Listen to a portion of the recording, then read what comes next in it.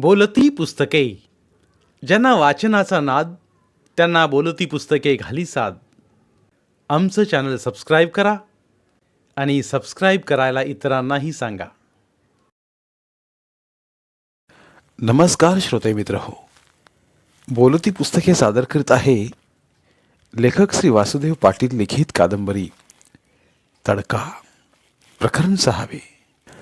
निर्मलाबाईंनी लगेच विमलाबाईंची भेट घेतली व गोकुळ श्रावणीच नाही तर निमासाठी होकार देतोय सारं बयाजवार सांगितलं.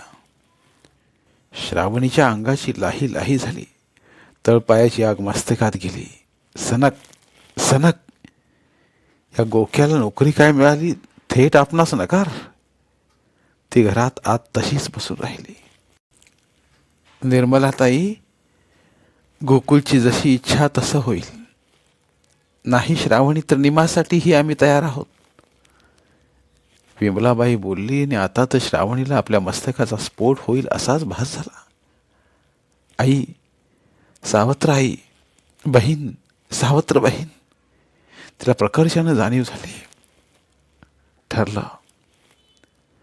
सदाननाच्या काळजाचा खिळा आत रक्तबंबाळ करत होता. मोठ्या मुलीचं राहत लहान मुलीचं आधी होतंय म्हणून. विमले, आधी निमाला तू सांगळे सरांसाठी ठरवलं होतं ना, मग आता त्यांच्या मर्जी खातर तू लगेच विचार का बदलवते? अहो, तुम्हाला काही गोष्टी नाही कळत. शांत राहावं, गंमत पहा. गोकुळला निमा पसंत आहे तर तिचं तरी करूयात. विमलाबाई बोलली आणि सदाननाने खाली मान घातली. श्रावणी संतापात नाशिकला निघून गेली. तिनं मैत्रिणीमार्फत जॉब शोधला. एका इलेक्ट्रिक वस्तू बनवणाऱ्या कंपनीत तिला जॉब मिळाला. गोकुळ व निमाचं लगेच लग्न ठरलं. निमाचं आपलं एक बरं, तिचा स्वभाव एकदम लवचिक. मनात राग द्वेष मत्सर नाहीच. श्रीकांत सर तर श्रीकांत सर, पण घरचे वेगळे ठरवता आहात तर मग गोकुळ तर गोकुळ.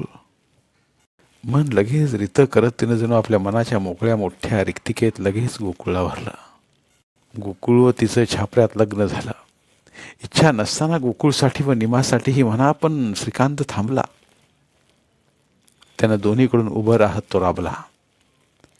एसाही आपली म्हैस डांगरखळीत सोपवत राबला, पण श्रावणी निमासाठी देखील आली नाही. सदा वायरमन नाशिकला जात तिला मनातील राग काढायला लावत विनवलं होतं, पण ती आलीच नाही. मला ना त्या गोक्याचं तोंड बघायचं आहे ना त्या निमीचं. श्रावणीनं बापालाही तडकावून लावलं. लग्न आटोपलं व विमलबाई संतापली. पोटच्या लेकीगत वाढवलं तरी शेवटी सावत्र ती सावत्रच. माझ्या मुलीच्या लग्नाला ही ती आली नाही. आता मीही तिचं तोंड पाहणार नाही. मी ठरवत होते गोकुळशी तिचं लग्न, पण गोकुळची इच्छा नव्हती. पण मी काय करणार मग? विमलबाई ही आकाश पातळ एक करीत म्हणाल्या. गृहीत धरणं नडलं. मुलींना तर मुलींना, पण परिस्थितीवान येतीलाही गृहीत धरणं नडलं. शाळा उघडताच गोकुळनं निमास घेत नोकरीच्या गावात खोली गेली. निर्मलाबाई साधी भोळी. तिनं मुलासोबत विमलबाईस खोलीवर पाठवलं.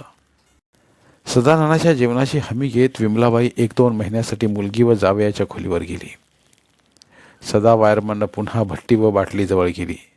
सदानना जेवायला घरी येत नाहीत म्हणून माधव शिपाई नानाचा डबा तयार करून खोलीवर ठेवून जात, पण नाना कधी खाई तर कधी डबा तसाच पडून राही. फक्त नशेत धुंद. तो डबा वाया जाण्यापेक्षा ऐसा खाई. नाना, वयाचा विचार करा, जेवणाकडे लक्ष द्या. थोडी औषधागत घेतली तर ती शरीरालाही मानवते बहुतेक, पण असं रात्रंदिवस दारूत बुडणं वाईट. माधव भाऊ डबा खोलत ताटात वाढत समजावू लागले. भाऊ, तुम्ही देव माणसं, तुम्ही चुकणार नाहीतच, पण मी जीवनाच्या प्रत्येक टप्प्यावर चुकत आलो. माझी आरणी खूप साधी भोळी होती हो. तारुण्यात मी लहान्या श्रावणीस स्वीकारत विमलेला आणली, ती मोठी चूक. साध्या आरणीचा शाप मला भोगावा लागेल. श्रीकांत सरांचं मूळ शोधतोय मी, हे देखील चुकच. माझ्या श्रावणीच्या मनाचा विचार कोणीच विचार केला नाही. नकाराचं दुःख माणसाला जिवंतपणे उभं जाळतं. माझी आरणी जळत राहिली उभ्या आयुष्यात, तशीच माझी श्रावणी जळायला नको. इतरांचं सोडा, पण मीही माझ्या श्रावणीचा विचार केला नाही. सदानाना बडबडत राहिले व तसेच न जेवता पलंगावर पडले. माधव भाऊ सुस्कारा टाकत उठले. त्याने वाढलेलं ताट उचलत एसास दिलं. एसाचं जेवण झालं होतं तरी त्यानं पुन्हा मांडी घालत ताट पुसलं. शाळा आणि पावसाचं नातं अतूट असल्यागत शाळा उघडली, तसं पावसानंही खातं उघडल्यागत सुरुवात केली. पाऊस मातला व छापऱ्यात झोडपू लागला. जणू उठावं व सातपुड्याकडून पखाली भरत तापी खोऱ्यात ओतावा. आधीच मनात आग मातलेली, त्यात पाऊस मातत अग्निकुंड पेटवू लागला. पेडणेकर वायकर सरांनी नवीन टाइम टेबल बसवलं. श्रीकांत सरांना 8 ते 10च्या अ तुकडीचं मॅथ सायन्स देण्यात आलं. मागच्या वर्षी शाळेत खेळ, सांस्कृतिक कार्यक्रम यानं गावात एक चांगली प्रतिमा उभी केल्यावर आता आहे त्या गुणवत्तेत अधिक कसं झटता येईल यासाठी श्रीकांत सरांनी वेगवेगळ्या परीक्षांवर भर द्यायचं ठरवलं. NTS, स्कॉलरशिप, ऑलिम्पियाड अशा वेगवेगळ्या परीक्षांना त्यानं विद्यार्थ्यांना बसवत तयारी सुरू केली. जून, जुलै, ऑगस्ट महिन्यात छापऱ्यात सकाळ संध्याकाळ क्लास व पाऊस हेच चाललं होतं. दुसरं काहीच नाही. आता शाळेतल्या लायब्ररीत गावातील स्पर्धा परीक्षेची तयारी करणारी मुलांची तुकडी स्वतंत्र अभ्यास करू लागली. डांगरखळीतले पत्त्याचे क्लब, पारधी वस्तीतले क्लब जणू शेवटची घटका मोजू लागले. पण गोपाल शेठच्या वाड्यातील उच्चभ्री क्लब मात्र शांत संयत झडीगत सुरूच होता. 15 ऑगस्टला मध्यंतरी भैयासाहेब आले. रात्री श्रीकांत धना अप्पांच्या वाड्यावर गेला. चंदन अक्का व भैयासाहेब जेवण आटोपून बसलेले. ये श्रीकांत, बस. भैयासाहेब अडकीत त्यानं सुपारी कात्रत बंगडीवर झुलत बोलले. अक्का सतत असते तशीच लोण्यातल्या शिल्पागत एकटक पाहत. भैयासाहेब, आता लोकांनाही माझं मूळ सरायला लागले. मी तर जळत आलोय या एका विश्वव्यापी सवालात. मुक्तता करा माझी या दुःखातून. माझं अस्तित्व काय? श्रीकांत आतल्या पेटलेल्या आकिट्यानं जणू खोकला झाल्यागत उन्मळला. श्रीकांत, तुझं मूळ मी वा या अक्कानं झाकून ठेवलं हे तुझ्या भल्यासाठीच. यात आमचा काहीच स्वार्थ नाही. काही सवालांची उत्तरे तशीच झाकून ठेवली तर त्याची उत्तरे शोधता शोधता आयुष्य छान शेकलं जातं आयुष्याच्या भट्टीत. कारण याची उत्तरे आधीच देऊन टाकली तर माणूस एकतर ऐदी बनतं किंवा वाया जाण्याची भीती असतं. आम्हास तुझ्याबाबत तसं होऊ द्यायचं नव्हतं बाळा. कारण आमच्या हातून नकळत जी चूक झाली होती त्याचं प्रायश्चित्त करण्यासाठी तुला वाढवणं, मोठं करणं महत्त्वाचं होतं. अक्का, आता तूही तुझ्या कर्तव्यातून मोकळी झालीस पाहिजे. आता श्रीकांतला सांग सारं बयाजवार. बायासाहेब बंगळी पायानं थांबवत म्हणाले आणि अक्कांचा संयमाचा बांध फुटला जणू. अक्कानं श्रीकांतच्या जवळ जात डोक्यावर मायेनं हात फिरवला. श्रीकांतचं मूळ अस्तित्व सार भैयासाहेब सांगते झाले. सुरगणाच्या भैयासाहेब यांना 2 मुली, मोठी चंदन तर लहान वंदना. दोन्ही मुली गुणवान, रूपवान. वंदना लहान असूनही चंदनपेक्षा अंगाकाठीनं उजवी. छापऱ्याचे धना अप्पा ही मोठी असावी. तापी काठाला जमीन जुमला, गडगंज संपत्ती व सोनं. जीप, ट्रक, ट्रॅक्टर अशी वाहनं व 4-5 खेड्यात पैशांचा व्यवहार. यांनाही जुळवा मुलं, दोघात 4-5 मिनिटांचं अंतर. मोठा रावसाहेब तर लहान भाऊसाहेब. दोन्ही दिसायला सारखेच, अगदी हुबेहूब, फक्त स्वभावात फरक. मोठे रावसाहेब पापभिरू व सरळ मार्गी. लहान भाऊसाहेब मात्र पक्का बदमाश, बेरकी व रंगेल तितकाच रंगेल. तरी कायम सोबत राहणारे सुद्धा दोघांना ओळखण्यात गफलत करत. रावसाहेब आपलं काम भलं आणि आपण भलं. धना आप्पाचा सारा व्यवहार तेच सांभाळत. भाऊसाहेब यांनी सकाळी उठावं आणि पत्ते कुठावेत. तालुक्याला जात सट्टा, लॉटरी व इतर व्यसना, सोबत कुस्त्यांचाही नाद. ताकद तर रेड्याची जणू. धनाआप्पा व भैयासाहेब ही कुस्तीचे दर्दी व त्यातूनच ओळख झालेली. धनाआप्पास अचानक व्याधीनं ग्रासलं. शरीर संपत्ती समोर इतर साऱ्या संपत्ती फुक्या. पैशानं जीवन विकत घेता येईलच असं नसतं. आपलं जगणं आता शक्य नाही हे ओळखून आप्पांनी भैयासाहेबांची भेट घेत रावसाहेबसाठी चंदनला मागणी घातली. भैयासाहेबांनी होकार देताच आप्पांनी रावसाहेब व चंदनचं लग्न धूमधडाक्यात लावलं. लग्नानंतर महिनाही होत नाही तोवर आप्पांनी जगाचा निरोप घेतला. साऱ्या वाड्याची जबाबदारी चंदनवर येऊन पडली. अहो, खूप फजिती व फसगत होते हो. का, काय झालं? तुम्ही आल्यावर भाऊजीच आले वाटतं, तर कधी भाऊजी आल्यावर तुम्हीच आले वाटतं. ओळखूच येत नाही. चंदन साधे सरळपणाचा भास झाला की समज मीच आहे. आमचा भाऊसाहेब एकदम रांगड्या स्वभावाचा, म्हणून एक बेफिकीरपणाचा भास झाला की समजायचं भाऊसाहेब आहे. एवढं लक्षात ठेवलं तरी तुला ओळखण्यात पंचायत होणार नाही. रावसाहेबांनी हसत म्हटलं व चंदनला मिठी मारली. असं थोडं थोडं जाणवतं मला. मंद सुवासिक प्रसन्नता आताही दरवळते या. नाहीतर, चंदन बोलली.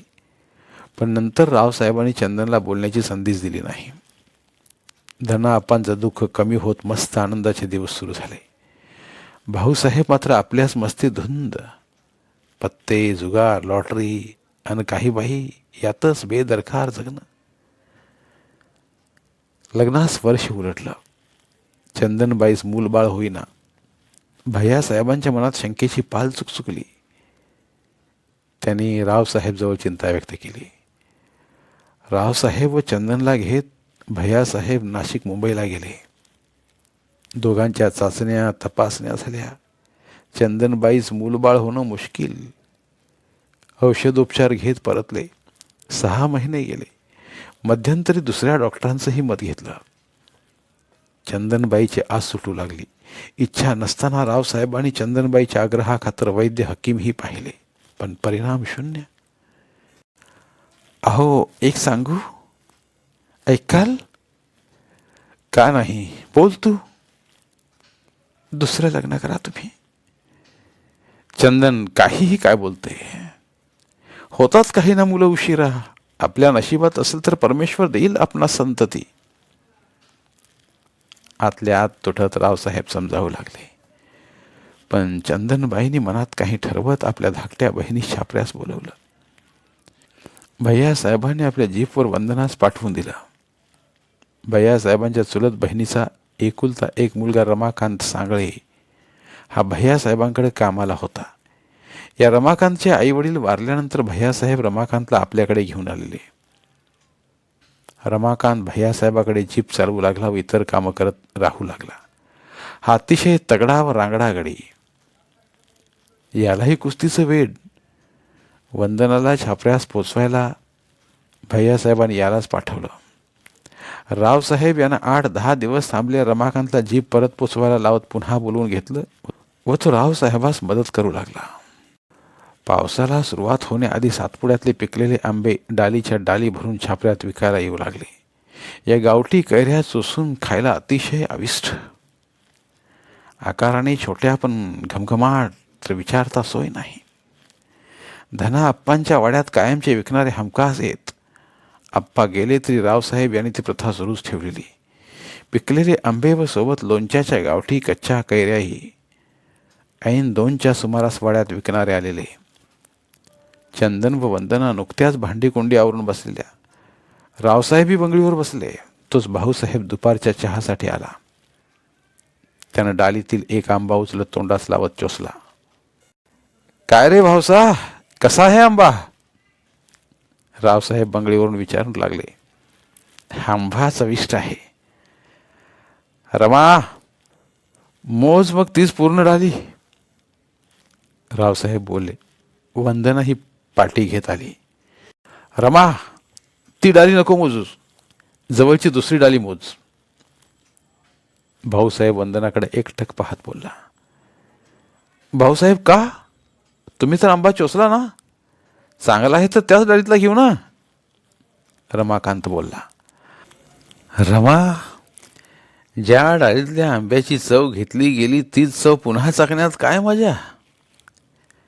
त्यापेक्षा ती चव सोडून दुसऱ्या डाळीतल्या आंब्याची चव पाहावी. एकावरच टिकून राहण्यात मजा नाही. दुसरी डाली मोज रे तू, म्हणत भाऊसाहेब घरात निघून गेले. कमाल आहे भाऊसाहेब, चव ज्या आंब्यांची घेतली ते सोडून दुसरेच घ्यायला लावत आहेत. रमाकांत बुचकाळ्यात पडला. रावसाहेबांनी दोन्ही डाल्या मोजायला लावल्या. वंदना घरात गेलेल्या आपल्या बहिणीच्या दिराकडे पाहतच राहिली, पाठी तशीच धरत. आंब्याच्या डाल्या चोसून होत नाही तोवर रोहिणी नक्षत्र लागलं व पाऊस गळायला सुरुवात झाली. चंदन रावसाहेब यांना वंदनाशी दुसरा विवाह करण्यासाठी पुन्हा तगादा लावला. चंदन, तुला मूल हवं ना? होईल मूल, संयम धर. डॉक्टरांनी मूल होणार नाही म्हटले, म्हणून माझीच बहीण घरात येईल दुसरी सवत येण्यापेक्षा. बिलकुल नाही वंदनास मी त्या नजरेनं पाहूच शकत नाही. तू काहीही गळ घालू नकोस. पापभिरू सरळ मार्गी रावसाहेब नकार देत चंदनला समजवू लागले. पण चंदन व भैयासाहेबांनी वंदनाला छापऱ्यास ठेवण्यामागे रावसाहेब यांचं मनपरिवर्तन हाच उद्देश होता. चंदनबाई मुद्दाम वंदना जेवण वाढायला व रावसाहेबाची सारी कामं करावयास वंदनास पुढं करू लागली. पण रावसाहेब बिचारे एकनिष्ठ. महिना उलटला पण रावसाहेब आपल्या निश्चयावर ठाम. चंदनबाईचा तगादा वाढल्यावर त्याने एक मार्ग काढला. चंदन, माझा ऐकशील काय? आपल्या वंदनाचं आपण भाऊसाहेबांशी जमवू. आपणास संतती झाली नाही तरी आपण हवं तर त्यांचं मूल दत्तक घेऊ. पण तू वंदनाशी माझ्या लग्नाचा हट्ट सोड. हात जोडून विनंती करतो. रावसाहेब बोलले आणि चंदनबाईनं रात्रभर विचार केला. समजा आता नवीन संसार म्हणून हे दुसऱ्या लग्नास विरोध करत आहेत, पण पुढं मतपरिवर्तन झालं व दुसरी सवत आणली तर? त्यापेक्षा आपली वंदना तरी सोबत राहील घरात. काय हरकत आहे? बहिणी बहिणी जाऊ जाऊ. बस ठरलं. दिरालाच बहीण द्यावी व पुढे त्यांचंच मूल दत्तक घ्यावं. चंदनबाईनं वडिलांना बोलावून घेतलं. रावसाहेब व चंदनबाईनं झालेला विचार त्यांना सांगितला. भैयासाहेबांना एकाच घरात दोन्ही मुली काही हरकत नाही. लहान भाऊसाहेब आहेत थोडे रंगेल व व्यसनी, पण लग्नानंतर चांगले चांगले तुर्रम सुधारतात. आणेल आपली वंदना भाऊसाहेबास वळणीवर. भैयासाहेब यांनी विचार केला. झालं, ठरलं, विचार पक्का. चंदनबाईनं वंदना साऱ्या गोष्टी कानावर पडत असल्या तरी पुन्हा विचारलं. अक्का, दाजी, तू व भैयासाहेब ठरवत आहेत ते माझ्या भल्यालाच. त्यात माझा नकाराचा प्रश्न आलाच कुठे? वंदनानं मूक संमतीच दिली जणू. रात्री जोरदार पाऊस झाला. 9ला तांबारलेल्या डोळ्यांनी भाऊसाहेब डोलत डालत आले. धन्यवाद. उर्वरित कादंबरी पुढील भागात.